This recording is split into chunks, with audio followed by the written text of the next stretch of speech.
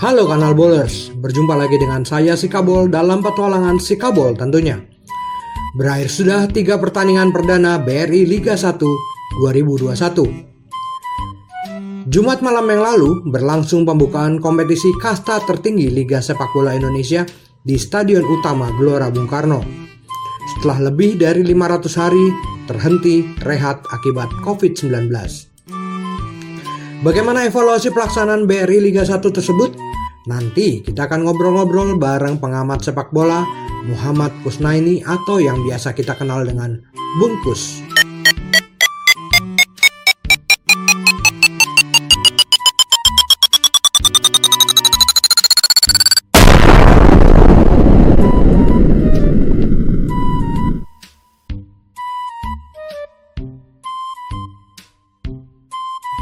Kanal Bowlers, Muhammad Kusnaini adalah seorang komentator sepak bola yang akrab disapa Bung Kusnaini. Kusnaini menjadi komentator sejak Piala Dunia 1994 yang ditayangkan di SCTV. Setelah itu, ia akrab memandu pemirsa siaran Liga Brazil di TPI yaitu sejak tahun 94 hingga 95. Namun sesekali Kusnaini saat itu masih muncul juga di SCTV untuk program siaran Liga Inggris. Nama Kusnaini mulai mencuat pada 1995 ketika mulai menjadi komentator siaran sepak bola Liga Italia di RCTI. Gaya bertuturnya yang lugas, pilihan kata-kata yang jernih, dan komentar-komentarnya yang selalu dilengkapi data akurat membuat pemirsa RCTI menyukainya. Sejak itu, Kusnaini praktis menjadi komentator andalan RCTI. Presenter Ari Sudarsono pernah menjulukinya komputer berjalan dan perpustakaan berjalan. Saking luasnya wawasan dan pengetahuan Kusnaini di bidang sepak bola, sehingga ia mampu bertahan selama 13 tahun sebagai komentator andalan RCTI dari era Abdul Qadir, Andi Darussalam, Muhammad Basri, Roni Patinasarani, Danur Windo, Roni Pangemanan, hingga Tommy Welly. Wimar Witular juga mengakui keandalan Kusnaini sebagai komentator. Hal itu ditunjukkan dengan mengundang Kusnaini sebagai tamunya dalam talk show Perspektif Baru pada 10 Januari 2005. Kusnaini juga pernah terlibat dalam sejumlah program besar yang ditayangkan langsung oleh RCTI dari Piala Eropa 96, Piala Dunia 98, Piala Eropa 2000, Olimpiade, Asian Games, SEA Games, Final Liga Champions UEFA 2005 dan 2007, Piala UEFA dan lain-lain. Sejak musim kompetisi 2008-2009, wajah Kusnaini tidak lagi berkarir di layar kaca RCTI. Belakangan ia justru lebih banyak muncul di stasiun televisi TV One yang memiliki siaran langsung Liga Inggris, Liga Belanda, dan Coppa G Samsu Indonesia. Sejak 2017, Kusnaini dipercaya Indosiar menjadi komentator siaran langsung sepak bola Liga 1 Indonesia. Ia juga menjadi komentator Liga Champions dan Liga Eropa di SCTV. Selain sebagai komentator, Kusnaini dikenal pula sebagai wartawan olahraga senior di Jakarta. Kusnaini yang merupakan sarjana ilmu administrasi negara dan alumnus analis jurusan Kimia Institut Teknologi Bandung, menekuni karir jurnalistik sejak tahun 1990 sebagai wartawan majalah sepak bola, majalah mobil dan motor, majalah Vista TV, tabloid Paron, majalah sportif, hingga wakil pemimpin redaksi harian olahraga Top Score. Saat ini ia menjadi pemimpin redaksi media online Bola Tren. Udah gak usah lama-lama lagi, kita langsung panggilkan Bung Kusnaini. Halo, apa kabar Mas? Ya, baik, alhamdulillah baik. Ya Mas, ini kan 3 pertandingan perdana BRI Liga 1 ini udah berlangsung. Iya. Cara keseluruhan evaluasinya bagaimana ya Mas? Iya, yang pertama sih kalau dari sisi penyelenggaraan saya pikir berjalan dengan cukup baik ya, berjalan dengan lancar lah minimal. Dari segi penerapan protokol kesehatan juga bisa dilaksanakan dengan baik. Bahkan beberapa pihak yang mungkin belum pernah merasakan menganggapnya sangat ketat. Tapi menurut saya itu standar ya, di mana-mana seperti itu. Dan itu membuat penyelenggaraan bisa dibilang overall itu cukup baik. Nah, cuma memang kalau lihat dari sisi teknis, secara teknis permainan ya memang terasa bahwa beberapa pemain ini belum mencapai level permainan terbaik mereka gitu ya, dari segi kebugaran maupun dari segi individual, teknik individual belum kelihatan. permainan tim, makanya masih cenderung belum padu, masih banyak mengandalkan skill individu pemain. Itu dari sisi teknis seperti itu kalau menurut saya. Itu akibatnya karena apa tuh Mas? Karena memang jadwalnya begitu mendadak atau seperti apa ini Mas? Kurang persiapan, intinya itu saya pikir. Karena kita kan tahu bahwa mau musim baru itu mereka harus banyak uji coba dulu ya, untuk mematangkan persiapan tim dari sisi teknis maupun dari sisi taktik gitu ya. Karena kan pasti ada beberapa pemain baru di dalam tim setiap musim berganti, dan pemain baru itu tentu harus menyesuaikan dengan taktik yang diharapkan atau diterapkan oleh pelatih. Pemain lama juga harus beradaptasi dengan pemain baru yang baru bergabung. Pemain barunya harus beradaptasi dengan pemain lama yang sudah lebih dulu bergabung. Nah itu butuh waktu, kesempatannya adanya di uji coba. Nah sementara uji cobanya relatif sangat terbatas untuk memasuki musim baru ini. Makanya ya akhirnya ya beberapa pelatih lebih banyak mengandalkan materi pemain dari musim sebelumnya. Karena itu yang sudah lebih punya kerjasama, lebih saling mengenal, lebih saling mengetahui. Nah, tapi pada saat bersamaan, kalau tim itu relatif baru materinya, sebagian besar pemain baru, maka lebih banyak mengandalkan individu. Itu kelihatan di beberapa pertandingan awal ya.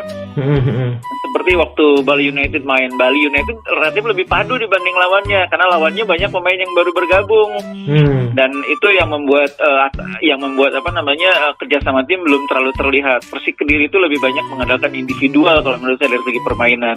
Tapi ya itu normal, semuanya normal, karena persiapan memang kurang optimal dari sisi persiapan tim untuk mencapai level kebugaran, untuk mencapai kerjasama tim, untuk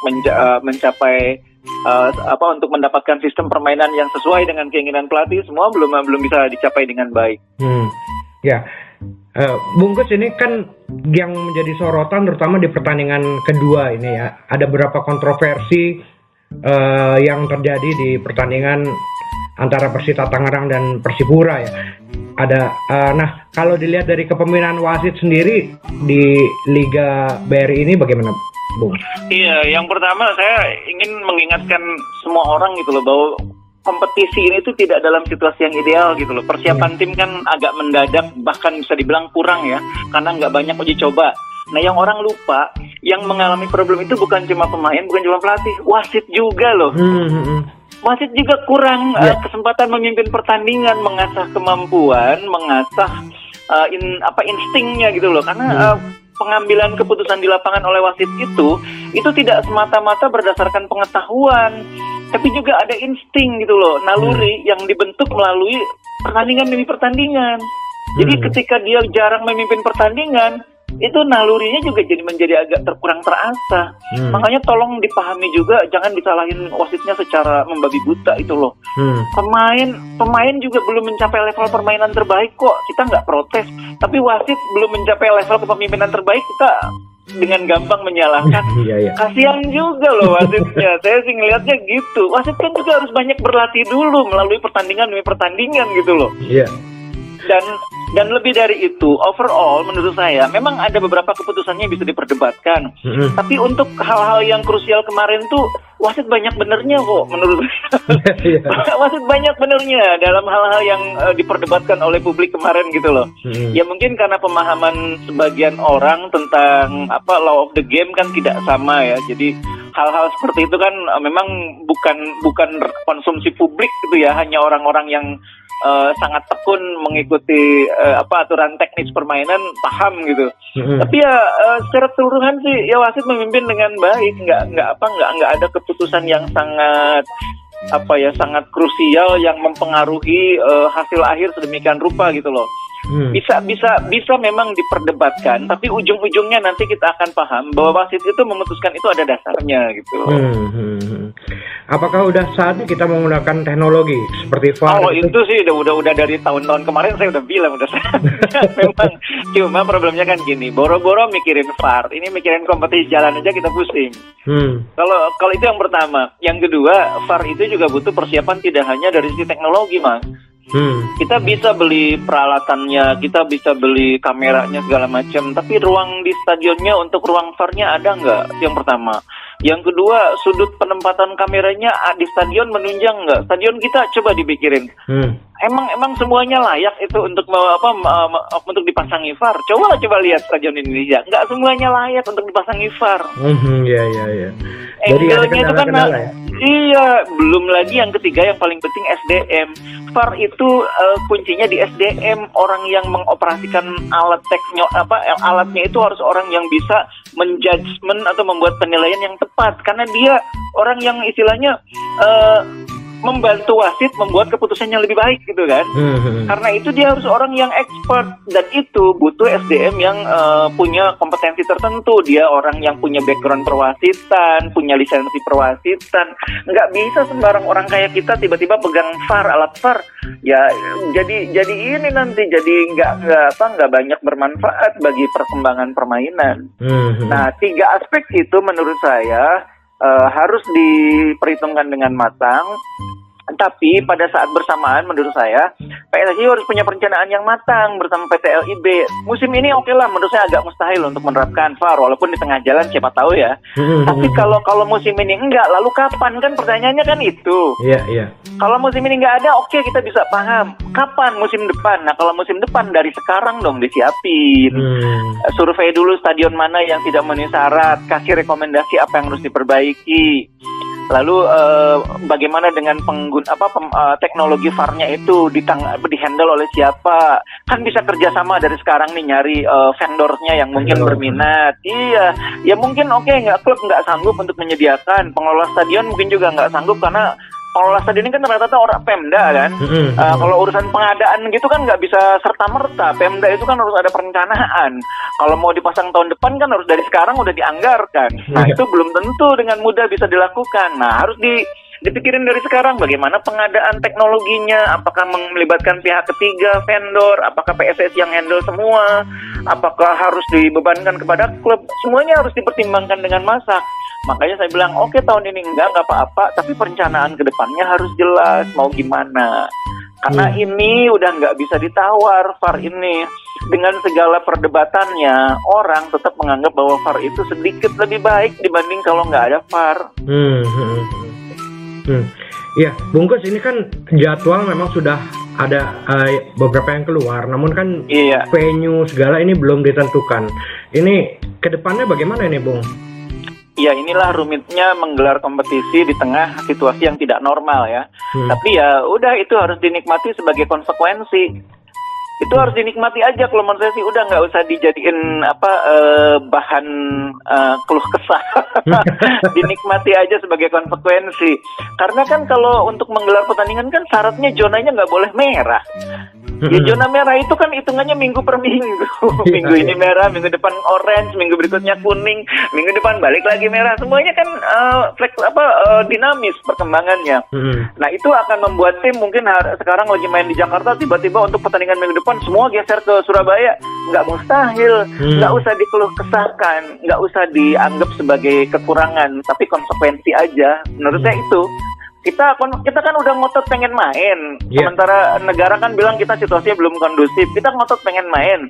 Nah, kalau kita ngotot pengen main, ya kita harus siap dengan risikonya. Jangan banyak mengeluh, jangan banyak menyalahkan keadaan. Oke, terakhir Bung, apa yang harus diperhatikan khusus untuk pertandingan-pertandingan selanjutnya oleh pihak penyelenggara ataupun federasi, Bung? Iya, yang pasti harus diamankan dulu ini izin itu nomor 1 menurut saya. Diamankan tuh dalam pengertian hal-hal yang berpotensi menjadi penyebab dicabutnya izin atau ditariknya izin itu jangan sampai terjadi. Kerumunan supporter, nonton bareng secara kelompok-kelompok kecil maupun besar itu hindari betul-betul. Diatasi himbauan kepada kelompok supporter, kepada klub itu harus terus diingatkan karena ini sangat krusial kan. Izinnya dicabut ya selesai udah mau ngapain enggak. Itu nomor 1. Nah, nomor 2 ya harus juga disosialisasikan kepada semua pihak tentang situasi yang belum normal ini gitu loh. Artinya kalau kita dalam situasi yang belum normal, penyelenggaraan ini berpotensi untuk juga tidak dilaksanakan dengan kondisi yang normal. Itu contohnya kayak tadi, minggu ini di Jakarta tiba-tiba semua harus pindah ke Semarang. Tiba-tiba harus pindah ke Solo, tiba-tiba harus. Nah, itu situasi yang terjadi dalam keadaan tidak normal. itu nggak usah dikeluh kesahkan. Itu situasi yang kita hadapi sebagai konsekuensi. Nah, begitu juga dengan kualitas kepemimpinan wasit, kualitas permainan tim di lapangan. Ya semuanya diadakan dalam keadaan situasi yang persiapannya tidak maksimal. Jadi ya ayo sama-sama perbaiki, tapi jangan terus nganggep wah udah percuma kompetisi. Aduh gimana cara kita berpikir nih, nggak bisa begitu gitu. Kita nggak bisa maju kalau sebagai bangsa ini hanya mempersoalkan hal kecil terus terus dianggap sebagai petaka bagi keseluruhan kompetisinya gitu loh. Kita memang situasinya nggak normal. Kita sendiri yang ngotot pengen kompetisi digelar karena kerinduan lah, karena apa? Karena tim nasional. Kita yang ngotot. Negara sih kan nggak ada kompetisi juga, nggak pusing-pusing amat sebetulnya. Masih Kita yang extraordinary ngotot. ya Bung ya. Iya, kita yang ngotot pengen kompetisi digelar. Ya udah, kita harus siap juga dengan konsekuensinya itu. 3 hal itu. Oke Bung, terima kasih atas waktunya Bung. Siap Mas, ya Mas, makasih. Itu tadi obrolan kita dengan Bung Kusnaini tentang evaluasi pelaksanaan BRI Liga 1 yang sudah berlangsung. Bagaimana pendapat kamu Kanal Bowlers? Kamu bisa komen di bawah ya. Nah, kita sampai di akhir episode ini. Kita ketemu lagi di petualangan si Kabo lainnya. Bye!